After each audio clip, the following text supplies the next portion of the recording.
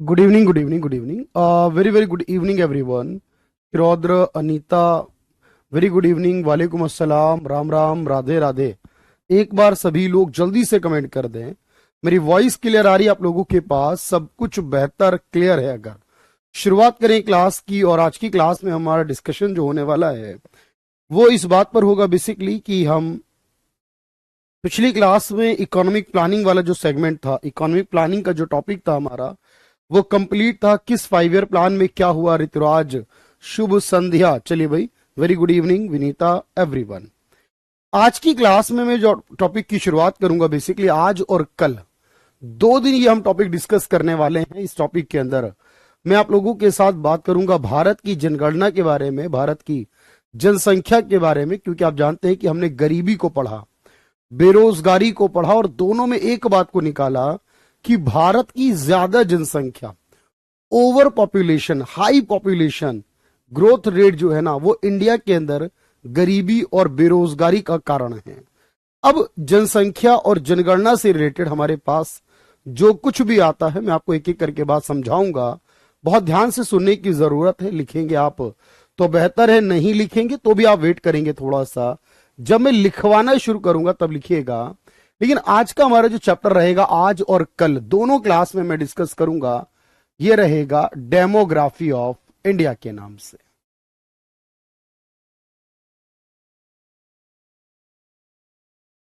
भारत की जनगणना इसी टॉपिक का हिस्सा होगी।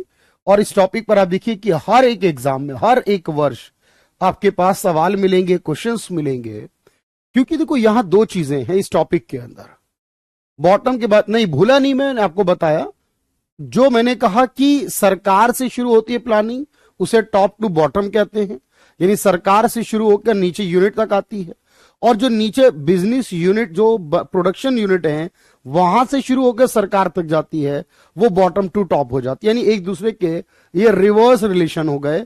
एक में ऊपर से नीचे की हो, यानी गवर्नमेंट से शुरू होगी, और एक में प्रोडक्शन यूनिट से शुरू होगी।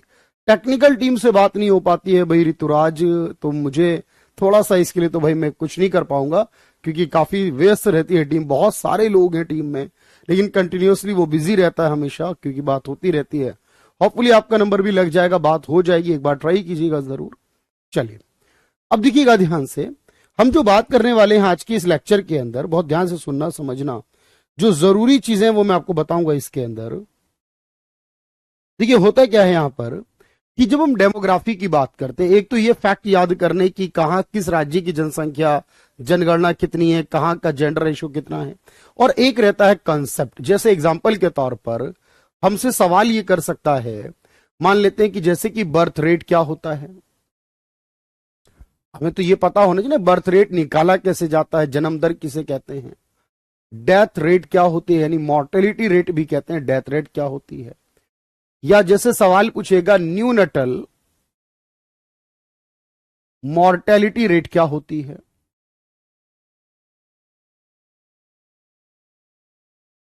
या सवाल पूछता है जैसे इन्फेंट मॉर्टेलिटी रेट क्या होती है, बहुत ध्यान से समझना। या सवाल पूछेगा चाइल्ड मॉर्टेलिटी रेट क्या होगी। मैं हिंदी और इंग्लिश दोनों में पढ़ाऊंगा, आप जानते हैं पूरा सिलेबस हिंदी और इंग्लिश दोनों में होगा। चलिए मैं बताऊंगा, वो अलग चीज थी, गाडगिल प्लान नहीं था, गाडगिल फॉर्मूला था, वो अलग से बताऊंगा। प्लान तो बता दिया था, गाडगिल एक फॉर्मूला है, वो अलग टॉपिक है पूरा, उस टॉपिक के बारे में अलग से पढ़ाऊंगा। शायद आप उसी की बात कर रहे हो। तो चाइल्ड मॉर्टेलिटी रेट क्या होती है, मैटरनल मॉर्टेलिटी रेट क्या होती है, या लिटरेसी रेट किसे कहते हैं,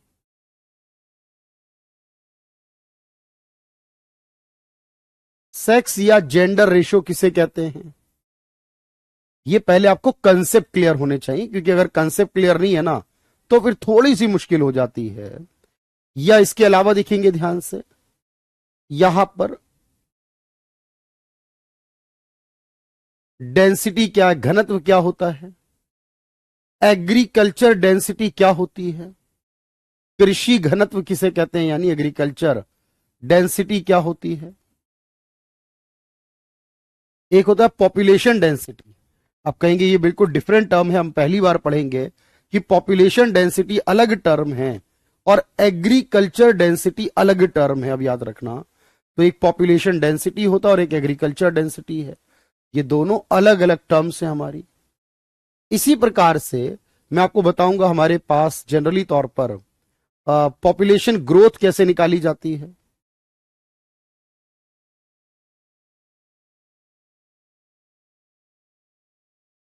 इसी में हम पढ़ेंगे माल्थस की थ्योरी क्या कहती है। इसी के अंदर हम पढ़ेंगे डेमोग्राफिक डिविडेंड क्या होता है।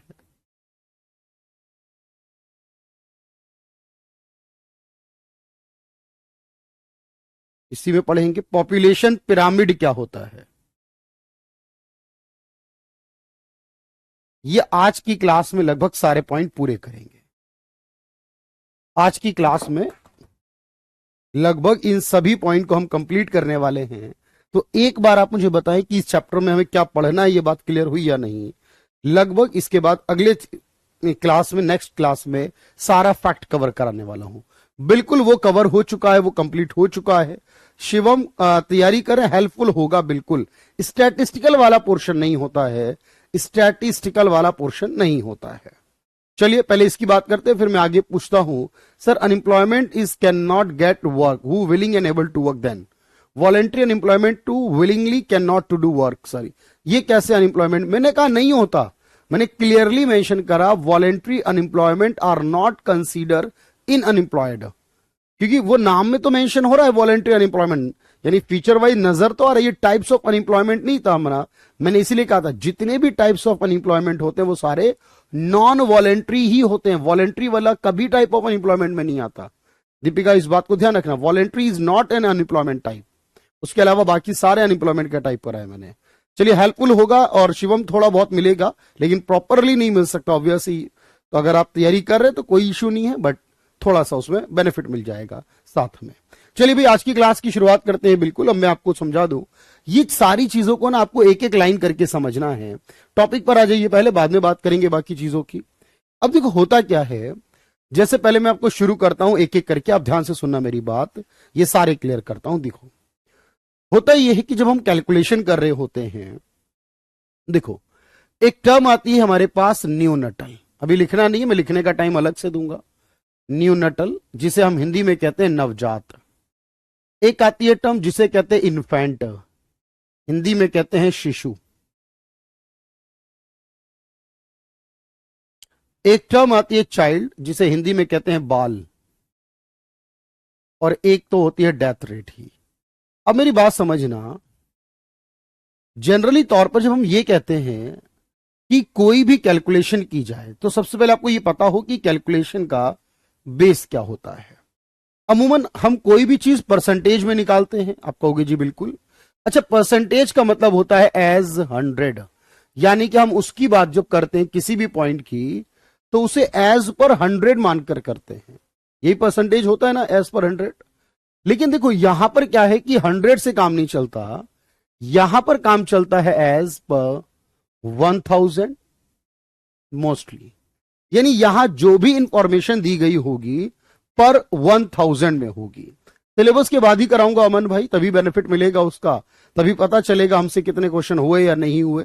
पहले तो नहीं कराऊंगा, बाद में ही कराऊंगा, उससे ऑब्वियस है। तो आपने कहा जी पर 1000 में चलते हैं हम यहां पर।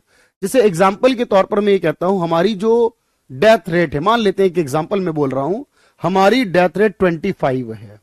तो अब मैं कह रहा हूं डेथ रेट 25 का क्या मतलब है? इसका मतलब है कि हमारे देश में 1000 लोग हैं, अगर उनमें से 25 लोगों की क्या है, डेथ हो जाती है। इसका क्या अर्थ बन रहा है कि अगर देश में 1000 लोग हैं तो उनमें से 25 लोगों की डेथ होती है, क्योंकि जो भी वैल्यू हमें दी जाती है वो पर 1000 पे दी जाती है।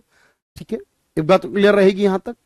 अगर इसके अलावा कहीं कुछ और होगा तो मैं मेंशन करूंगा जरूर, सुनना। अब जैसे मान लीजिए कि कोई भी बच्चे का जन्म हुआ और बच्चे के जन्म के बाद उस बच्चे का 28 दिन के अंदर, बर्थ के बाद 28 दिन के अंदर उस बच्चे की डेथ हो जाती है।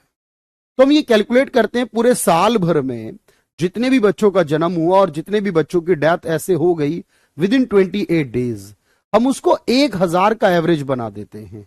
याद रखना है आपको, इंपॉर्टेंट बात क्या है कि जब भी आप न्यू नटल टर्म निकालते हैं, इसमें जो डेथ रेट देखी जाती है वो उन बच्चों की जो 28 दिन के अंदर जिनकी डेथ हो जाती है, जन्म के 28 दिन के अंदर। बात समझ में आ गई? ओके, मेरी बात समझना भाई। जब हम बात करते हैं इन्फेंट मोर्टेलिटी रेट की, तो इन्फेंट का मतलब होता है 1 साल, यानी कि 12 महीने, 1 साल।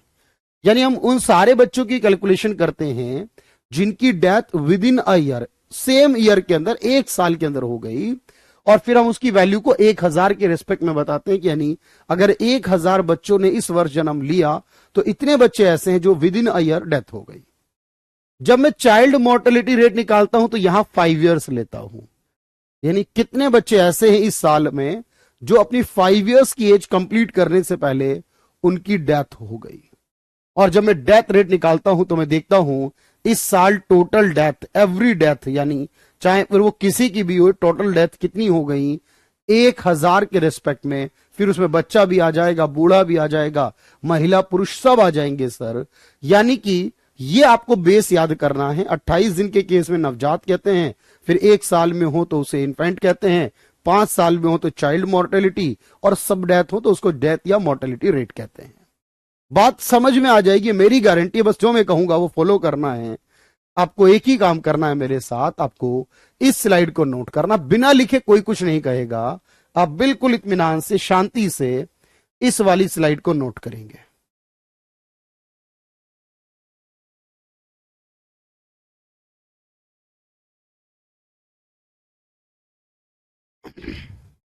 और जो भी डाउट, जो भी क्वेरी होगी वो मैं आपको इसके बाद बताऊंगा।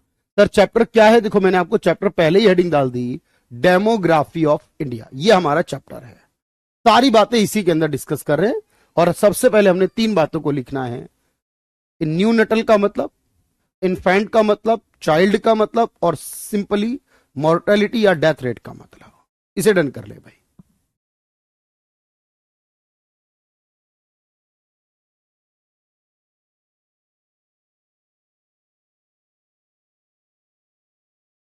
नहीं भाई, वो इंपॉर्टेंट नहीं है भाई, उसके लिए कोई रिक्वायरमेंट नहीं है।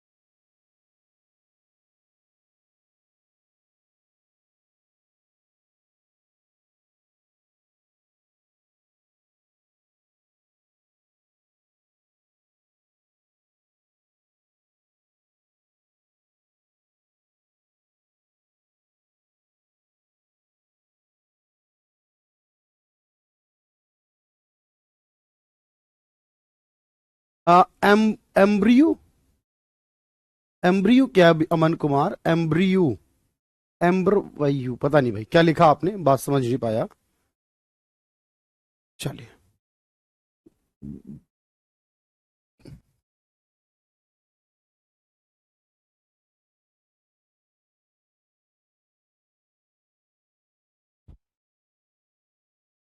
डन है भाई, यहां तक सभी लोग कमेंट कर दो। न्यूनटल, इन्फेंट, चाइल्ड और मॉर्टेलिटी रेट। बट डिफरेंस याद रखना है, इसमें 5 वर्ष, 1 वर्ष, 28 दिन।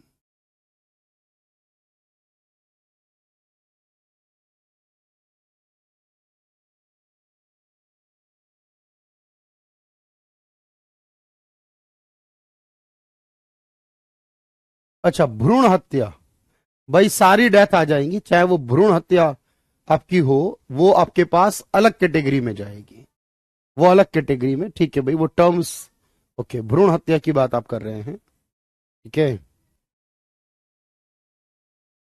ये जन्म होने के बाद की बात है, क्योंकि भ्रूण हत्या का डेटा अलग से दिया जाता है, वो इसमें इंक्लूडेड नहीं होगा, ठीक है, वो अलग से रहेगा। बहुत क्लियर है, बहुत स्पीड में आप लिख भी लीजिए, क्योंकि इतना क्लियरली सब मैंने मेंशन करा हुआ है, सारी बातें कॉमन लिखी हुई हैं, बस 28 दिन, 1 साल, 5 साल, और सारे व्यक्ति जितने भी हैं सबको मिला लिया जाए तो ये सारी जन्म होने के बाद का, ठीक है।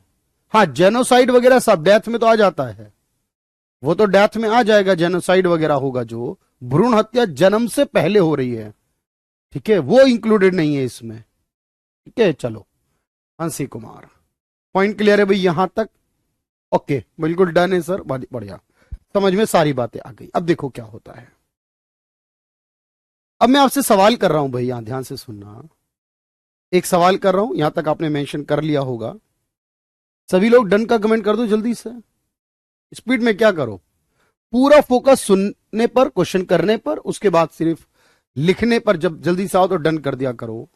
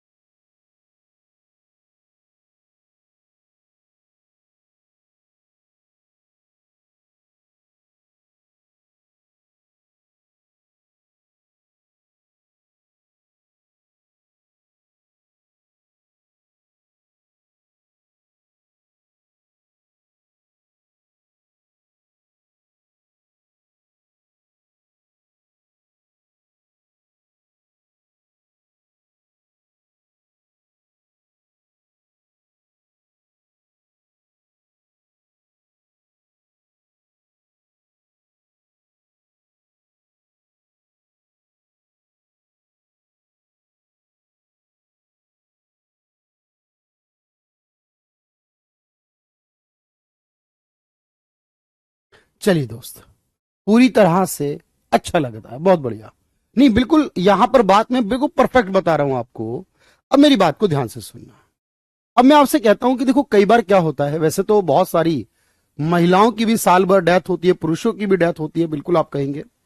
लेकिन आप देखो, कई बार क्या होता है कि जब प्रेगनेंसी का टाइम होता है, जब कोई महिला प्रेग्नेंट होती है, तो उस प्रेगनेंसी के समय या उस महिला की जब डिलीवरी का समय होता है, बच्चे को जन्म देने का समय होता है, पूरी कॉन्सेप्ट को बहुत ध्यान से सुना करें। तब हम ये देखते हैं कि बहुत बार ऐसे कॉम्प्लेक्सिटीज क्रिएट हो जाती हैं, कई बार इश्यूज क्रिएट हो जाते हैं, और इस समय प्रेगनेंसी या डिलीवरी के टाइम पर उस महिला की डेथ हो जाती है। अब ये महिलाओं का स्तर काफी कम रहता है, नंबर काफी कम रहता है। इसको हम निकालते हैं पर 1 लाख पर, यानी कि हम ये कैलकुलेट करते हैं कि जो प्रेगनेंसी और डिलीवरी है हमारे देश में इस समय, जो महिलाएं हैं, अगर उनकी डेथ हो रही है तो 1 लाख पे निकाला जाएगा, पर 1,000 पे नहीं निकाला जाएगा, 1 लाख पर निकाला जाएगा। क्योंकि अब कहेंगे सर हजारों केस होते हैं, उनमें से एक आध केस ऐसा है जो किसी इशू कॉम्प्लेक्सिटी की वजह से, ठीक है, इशू आ जाते हैं और इस वजह से डेथ हो जाती है उस महिला की। तो ये महिलाओं के केस में होगा, इसे पर 1 लाख निकाला जाएगा। अच्छा, एक परिवार में औसत कितने बच्चे जन्म लेते हैं? एक परिवार में औसतन जो बच्चे जन्म लेते हैं, यानी एक महिला द्वारा अपने जीवन काल में जिन बच्चों को जन्म दिया जाता है, भाई एवरेज चाइल्ड जो रहते हैं हमारे देश में, जैसे आप कहेंगे सर अभी हमारे देश का औसतन जो चाइल्ड है वो कितना होगा? देखो, किसी परिवार में या किसी महिला के द्वारा आप कहें तो किसी एक महिला में एक बच्चे को जन्म दे रखा है, किसी ने 2, किसी ने 5, किसी ने 4, किसी ने 3, वो कुछ भी हो सकता है अलग अलग। लेकिन औसतन अगर आप देखें इस जनरेशन में तो आपको 2 और 3 का औसत ज्यादातर मिलेगा, 2 और 3 का कॉम्बिनेशन मिलेगा मोस्टली। और इससे यह पता चल रहा है कि जब हम पूरे इंडिया का औसत निकालते हैं, पूरे इंडिया का, पहले के समय में ये संख्या काफी ज्यादा थी, नो डाउट, अभी के समय में काफी कम हुई है, और जब हम पूरे इंडिया का निकालते हैं तो ये 2.4 आता है। तो मैंने ये कहा औसतन 2 और 3 के बीच में, 2 से 3 के बीच में, यानी 2.4 आता है। एक बार यस का कमेंट करें।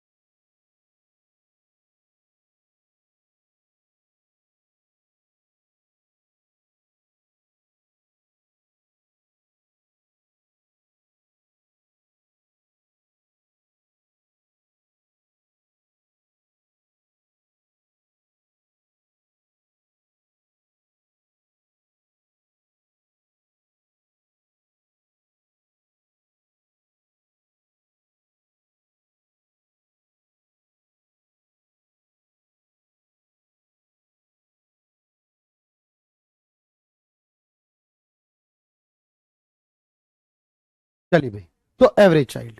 अच्छा, अब मैं एक बात बताऊं, अगर फर्टिलिटी रेट 2 हो जाए, अगर फर्टिलिटी रेट 2 हो जाए तो मुझे बताना, अगर फर्टिलिटी रेट 2 हो तो बताइए इससे क्या होगा। अगर 2 पर आ जाए तो, अगर फर्टिलिटी रेट 2 आ जाए तो बताइए क्या होगा। तो आप कहेंगे सर ऐसे केस में ये होगा कि जैसे परिवार में 2 लोग होते, 2 ही लोगों का मतलब माता और पिता से होता है। अब 2 लोग होंगे और 2 लोग उनके बच्चे होंगे। अभी 2 बच्चे से संख्या बढ़ गई, फिर 2 माता पिता की डेथ होगी, संख्या वहीं आ जाएगी। फिर 2 उनके 2 बच्चे होंगे, फिर वो दोनों निधन करेंगे। यानी जनसंख्या खुद को ही रिप्लेस करती रहेगी। मेरी बात बहुत ध्यान से सुनना। अभी ये सवाल आया है कि इंडिया कब अपनी रिप्लेसमेंट रेट पे पहुंचेगा। अब रिप्लेसमेंट रेट का मतलब ये होता है जनसंख्या ना बढ़ेगी और ना घटेगी, यानी कि जनसंख्या स्थिर हो जाएगी। मैं जो कहना चाह रहा हूं वो सुनना, ना बढ़ेगी जनसंख्या और ना घटेगी। अब जब ऐसी स्थिति हो, ना बढ़े ना घटे, ना बढ़े ना घटे, तो अब आप कहेंगे तो ये ऐसा तब होगा अमूमन जब हम कहते हैं हमारी जो फर्टिलिटी रेट 2 है वो 2 पर आ जाएगी। ये अपनी जनसंख्या खुद को ही क्या करेगी, रिप्लेस करती हुई चलेगी। मेरी बात समझ पाए? यस कह दिया आपने पहले ही, चलो बहुत अच्छी बात है।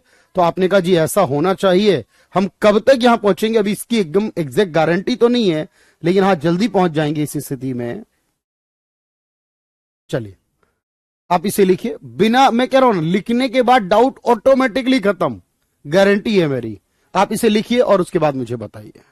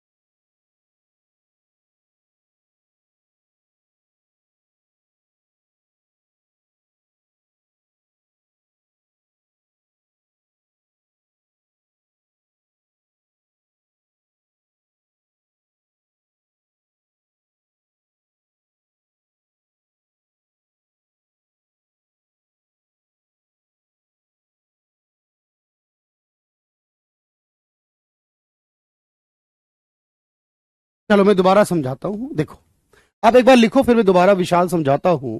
रिप्लेसमेंट रेट वाली बात एक बार आप लिख लो पहले।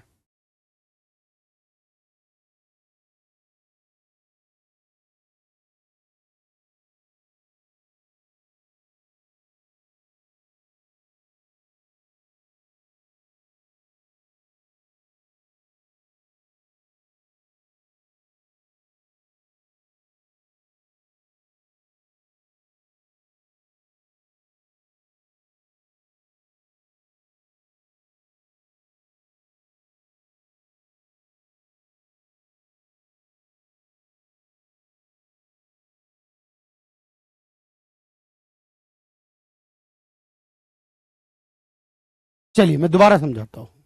तो अभी इंडिया का एक अप्रोक्सीमेशन ये चल रहा है, इंडिया 2041 के करीब, 2041 में, मतलब आज से 16 साल बाद लगभग, क्योंकि मैंने कहा 2.4 है ना जो, वो लगभग 2 के आसपास आ जाएगा 2041 तक, कहा जा रहा है ऐसा। तो इंडिया उस रेट पर पहुंच जाएगा।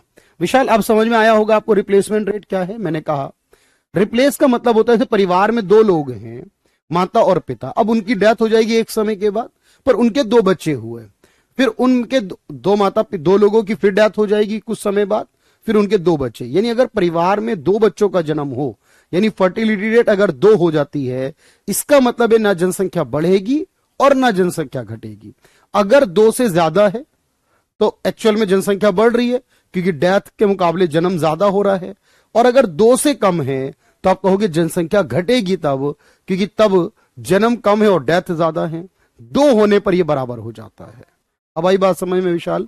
एक बार यस कहना। अब मैं आपको नई बात सिखाता हूं, नई बात सिखाता हूं, आगे चलते हैं भाई। देखो, अगर मैं आपसे कहूं कि हमारे देश में कितने बच्चों का जन्म हो रहा है साल भर में, आप वो भी निकालते हो। अच्छा, एक बात बताओ, हमारी पॉपुलेशन ग्रोथ कितनी हो रही है, कैसे पता चलेगा? हम एक्चुअल में हमारे देश में जनसंख्या बढ़ कितनी रही है, कैसे पता चलेगा? ये कैसे पता चलेगा बताओ? तो आप कहोगे सर ये पता ऐसे चलेगा क्योंकि एक तरफ जनसंख्या बढ़ती है जन्म होने से। देखो, जन्म होगा तो जनसंख्या बढ़ेगी, लेकिन डेथ होने पे जनसंख्या कम होगी। और जितना इन दोनों के बीच गैप होगा, जितना इस जन्म में और बर्थ के बीच में गैप होगा, तो आप मुझे बताना उससे क्या होगा सर। तो जन्म और डेथ, जन्म और मृत्यु, इनके बीच का गैप जो बनता है ना, वो एक्चुअल में हमारी ग्रोथ करता है। अब मान लीजिए मैं कह दूं कहीं बर्थ से ज्यादा डेथ हो, तो ये ग्रोथ माइनस हो जाएगी ना, फिर तो नेगेटिव घटना शुरू हो जाएगी इसका मतलब। आप कहोगे जी बिल्कुल ये अच्छा। एक सवाल ये भी है मेरा, हम औसत हमारे भारत के लोगों की लाइफ कितनी है बताइए मुझे। इंडिया के लोगों की औसत लाइफ कितनी होगी? एवरेज लाइफ पूछ रहा हूं मैं, लाइफ एक्सपेक्टेंसी कितनी है? देखो, हमारी जो लाइफ है, average life, on an average में बात करो 70 साल मानी जाती है इंडिया वालों की। यानी हमारे देश में लगभग 70 साल तक एक इंसान जीवित रहता है। और अगर इसमें भी डिवाइड किया जाए तो पुरुषों की कम है और महिलाओं की लाइफ एवरेजली ज्यादा रहती है। अब इसके पीछे क्या रीजन, क्या लॉजिक है, बहुत सारे अलग अलग हो सकते हैं, बट फिलहाल इसको डिफाइन करें अगर, तो लगभग 70 साल के करीब है। कोरोना में कुछ कम हुआ था, कोरोना के बाद ये वापस 69-70 के नियर बाई पहुंच चुका है ऑन एन एवरेज। जापान में दुनिया में सबसे ज्यादा है, 84 के करीब है। 84 ईयर्स जापान के लोगों की एवरेज लाइफ है, जो पूरी दुनिया में सबसे ज्यादा है। वैसे तो जापान में तो लोग 100+ भी नॉर्मली जी लेते हैं, पर ऑन एन एवरेज की बात चल रही है। तो आप कहेंगे सर ये निकाली जाती है और साथ में बर्थ रेट निकाली जाती है। तो बर्थ रेट भी निकाली जाती है कि 1000 लोगों के हिसाब से कितनी आबादी बढ़ी, याद रहेगा। क्लियर हुई ना बात भाई मेरी? तो कितनी पॉपुलेशन ग्रोथ हो रही है उसको याद रखना है। तो इसको एक बार डन करिएगा, बिल्कुल आराम से बात समझ में आएगी। हमारी लाइफ एक्सपेक्टेंसी बताती है कि हम लगभग कितने वर्ष तक औसतन जीवित रहे।